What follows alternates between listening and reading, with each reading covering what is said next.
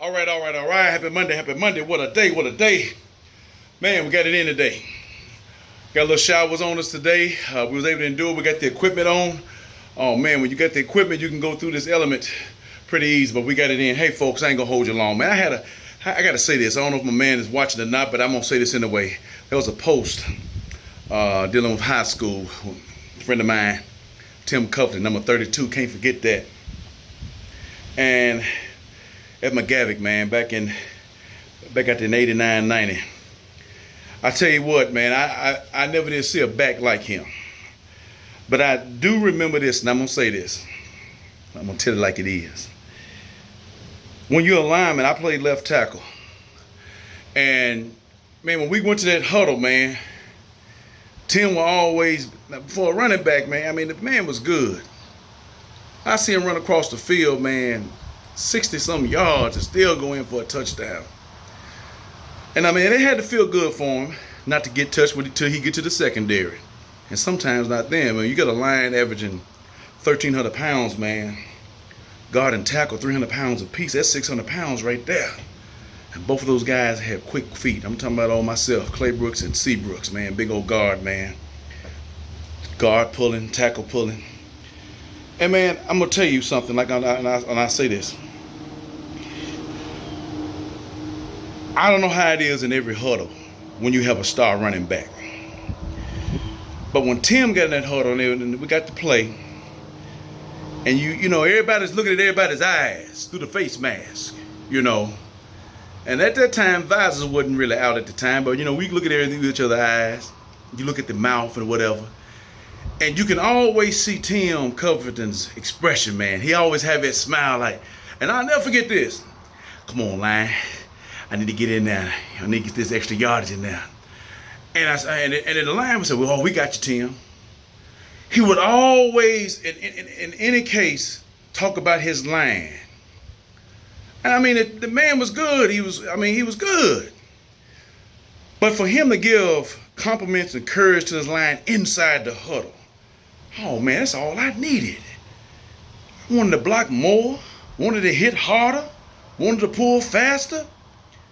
I mean, the thing that I'd hate, and like I wrote down in the post, I think this bit when a spectator watching him. And I'll never forget this play. We were playing Antioch. Me and C. Brooks, I think it was a double team play or something like that. Or you shed off the guard and the tackle, go around and hit the linebacker. We done that, man. And we end up both on the ground. And I'll never forget this. C. Brooks had his hands like this, just watching Tim run down the field. I'm watching Tim run down the field. We on the ground watching. And all we can see number 32. The jersey just moving, going down there. And next thing you know, we saw the referee like this. Hands up in the air, touchdown. That's one of the rare times we got to see Tim run the full speed after we done our job.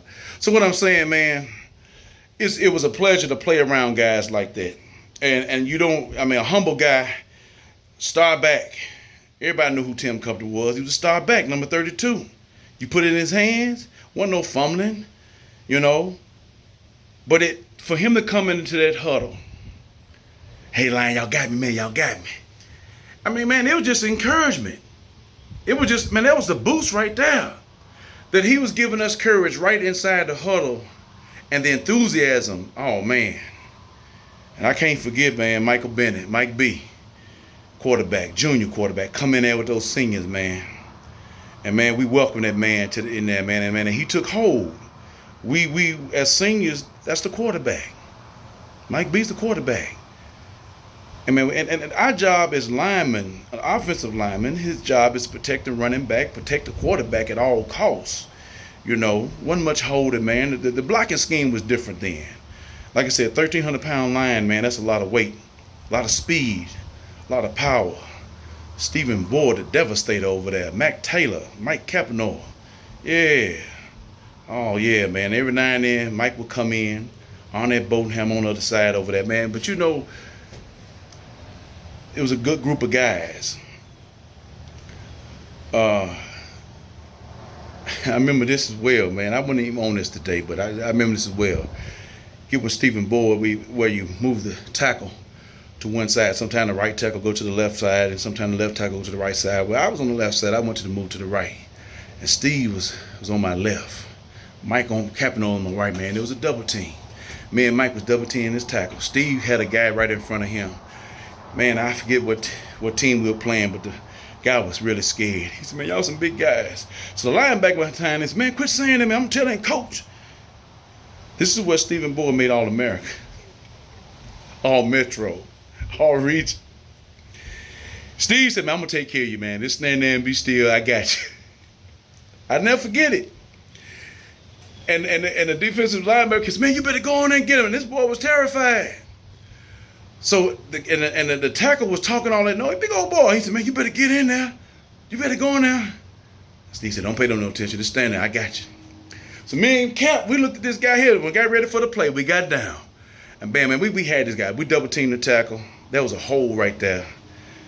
Man, I looked to my left. And sure enough, that guy was just standing there. And Steve posted up like this. And that guy did not move.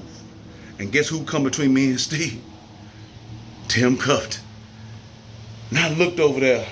And Steve said, man, I told you I was going to take care of you. And me and Mike looked at each other, just laughed, man. We done laid this guy out, man. But you got to realize, man, that line was getting 300 yards a night of rushing. Didn't even have to pass it. Of rushing, of running. That's how much Tim was running. Folks, I say this with the Stephen Boyd situation. I'm so used to being around men. Oh, man. Real men.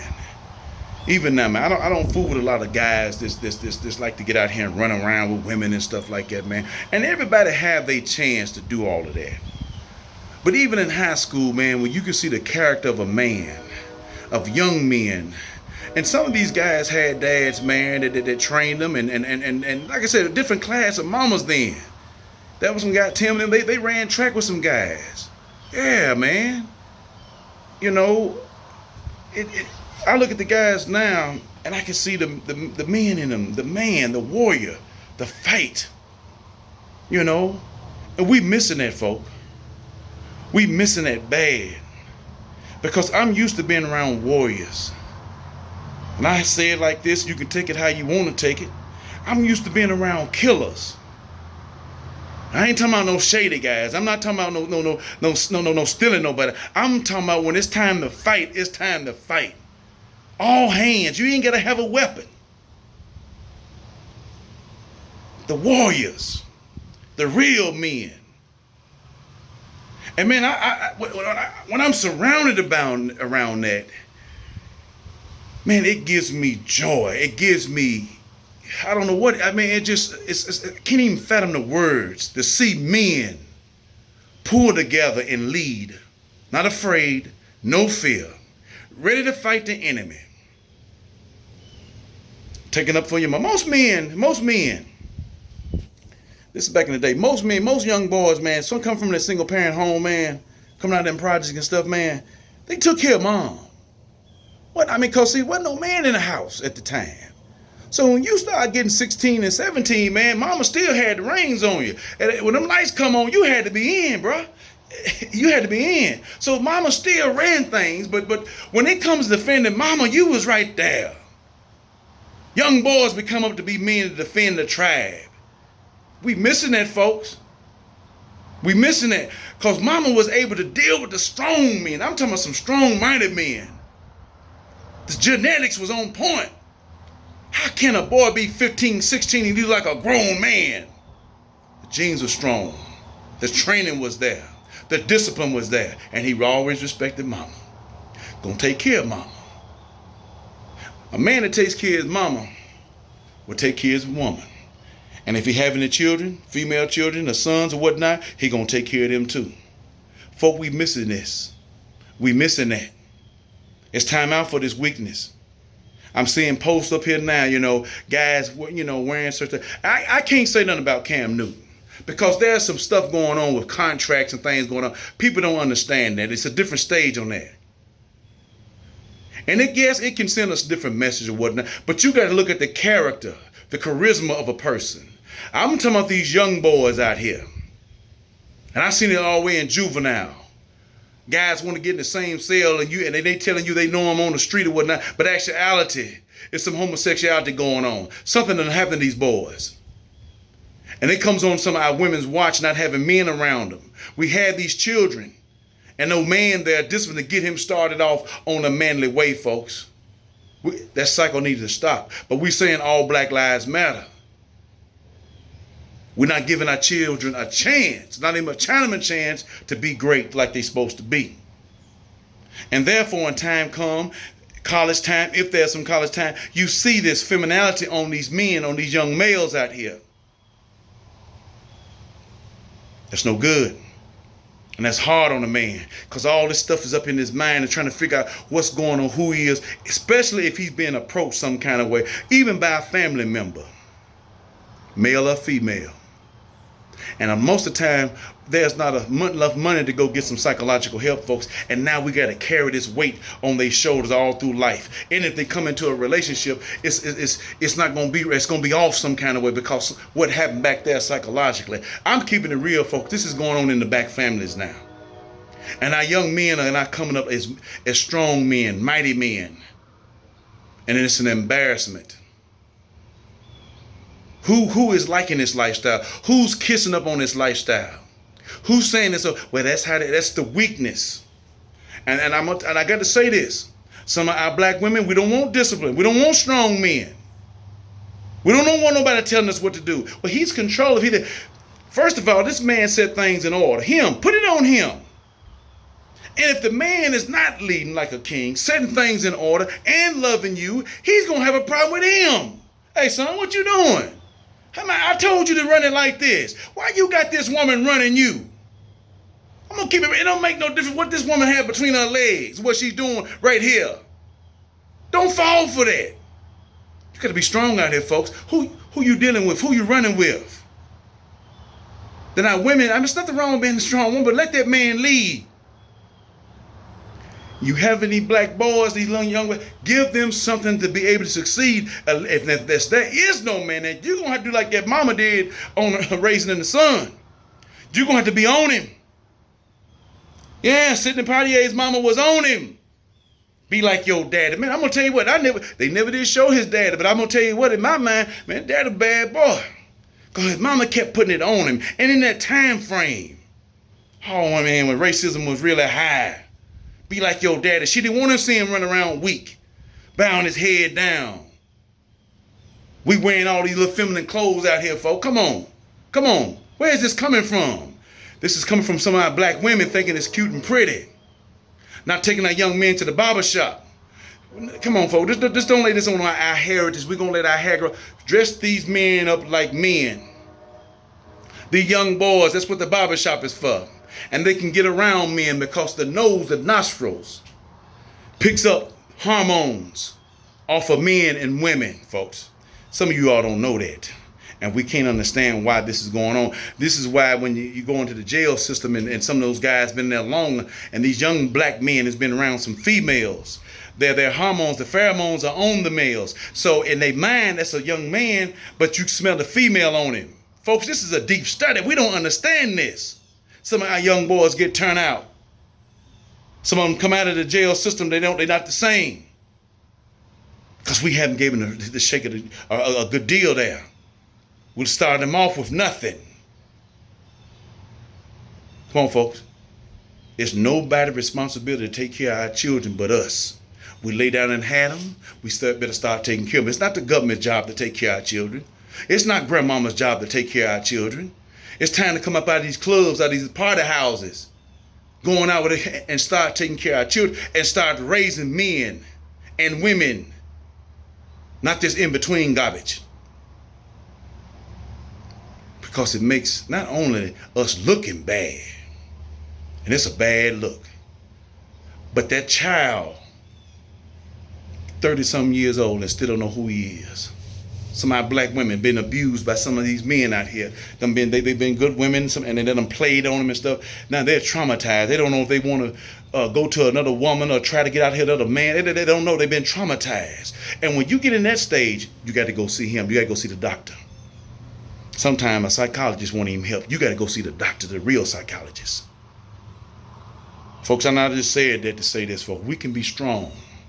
And not all, I'm not saying it with all Black people, it's every civilization, every color. And you look at every nationality out there, the Indians, the American Indians, the Inca Indians in South America. Look at all across this globe, from the continent of Africa. You have these strong, mighty men. Strong, mighty men to defend the family, to defend the village. Yeah, we can look at Black Panther as well and see those women being strong women, able to defend, fighting for the king. Nothing wrong with a good, strong woman. But they was loyal to the king. Hello, I think some of us missed that. It's, we get all off into the, these women were strong. They know how to, know how to fight, know how to kill and things of that nature. But they was under subjection of the king.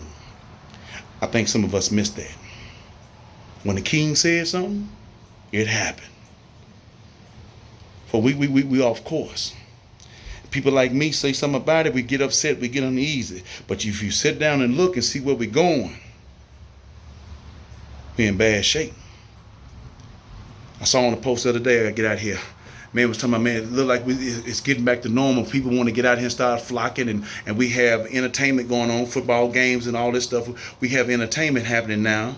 Folks, we're not out of the woods. I keep saying there's something greater coming down the road, and we're not ready yet. We haven't even got out of this pandemic. We need to be waiting and sitting still, waiting on him. And I'm not trying to do no fear mongering, folks. Death is, I don't have a problem with dying. I don't have a problem with that. My death insurance is paid up. Not my life insurance, my death insurance is paid up. And some of us down here don't have our death insurance paid up, but we out here flirting and playing with Samuel, the death angel. And we're not ready yet. Can't flirt with that and not ready to, come on, folks. We got to have our death insurance ready. When death's still fearing us, and hey, folks, we got to back up. We got to think about some things. We got to back up and punt the football and get on defense so we can play some offense. We want this no mobility so bad. We want to get out there and taking a bunch of pictures and stuff to be seen. We want to get out there in these clubs and stuff. What did we do? Have we learned anything? Out of 200-some thousand people, Americans dead, have we learned anything? And there's something else greater coming. Come on, folks. The apostle said, we're here to stir up your memory of what's going on. He's not through yet, folks. He's orchestrating something. And something is bigger coming. And we're not ready as a people. We're not ready as a nation. We still, all these years, man, we still bent on racism because we have garbage in the White House spitting this mess out. And then I see some of you folks over here promoting this mess. How can you be a good man and you grabbing on women privates? How can you be a good man? Folks done fought and bled and died, and some of them are maimed right through here, and they're suckers and losers. How can you be a great man? Come on, folks. Come on. I'd be glad when he come out with that orange Kool-Aid with that poison in it. And he tell you it's like that, and you follow him up to clean his butt so you can keep on drinking that stuff. Then you end up dead. Come on, how gullible? Where's the brain capacity at? And I see some of us out here. Man, come on, man. I mean, you talking about kissing and lapping on the demon. I wouldn't want to show my ignorance like that. You talking about ignorance. Like I said, we're going to find out who's going to be the real niggas out here. Oh, and some of us don't like that term so bad. But it can fit every nationality out here because of how we thinking and our character. And then let you know where you come from. What kind of family had you? What kind of mom and daddy had you? Who raised you? Where's your grandma? Who raised you? Who brought you up? Who trained you to be a racist? Who trained you to be out here stealing? Who trained you to be out here lying? Who trained you with all this hate in your heart? Who trained you? And I'm going to tell you another thing. When it comes to him, it don't even matter who trained you. Because when you meet him, you're going to change anyway. When you sincere, you can't say you dealing with him and you hating and, come on, folks, on other folks. Hello. Let's get this thing right. And I know I'm going to slide this in here. I got to get out of here. Everything the Democratic Party throw out there, it ain't right. It don't coincide with him. But what you talking about, Clay Brooks? Yeah, this homosexuality, this transgender garbage. Mm-hmm. This abortion, this legalized murder. No, no. Check with him. The alternative is, though, everybody is going to be suffering. And some of us ain't prepared to suffer. Some of us ain't prepared to get in good trouble. Because we've been sitting on a cushion for so long. We watching stuff. It's time to get up and fight. Use this mind and use the will inside of you. Make some moves, make something happen. Old folks say make something shake. Again, folks, I find much joy being around real men, mighty men, warriors. And some of these warriors that I'm around, and I have been around, they possess this right here. Yeah, love. For the next man, for their mom, for their children, for the community. And that's what we're missing. But somebody had to put some love inside of you. Again, if mama and daddy didn't do it, or grandmama, you're going to have to go to the next alternative. He can't do it for you. It's not in him. And I'm talking about the demon. He have you on this matrix, on this blue pill, getting lost, eating this pencil and thinking it's a nice big old juicy ribeye. Seasoned good. Oh man, the juice is hitting you all in your mouth. But when you start to swallow that meat, it's those splinters in the lid that's going down in your throat. You got 30 seconds to live, folks, because you've been hypnotized and duped. It's like Malcolm said, we didn't land on Plymouth Rock. Plymouth Rock landed on us. We've been shipwrecked. We've been robbed of our culture, robbed of our name. And some of us are going for it because we have no direction. We're meteors. We're asteroids, which we should be stars out here. Stars have position. They have a purpose. They have a plan. Stay up out here, folks. We can do this. Mighty men, keep doing on what you've been doing. Stand strong. Teach your children. That's the job of a man, is to teach. It's in that book. You don't see too much where the woman's supposed to be teaching the children. It's the man's job. And woman, he can't do his job if he's not in their presence. Yeah, that part. Hey, stay up out here. Stand strong. Till next time.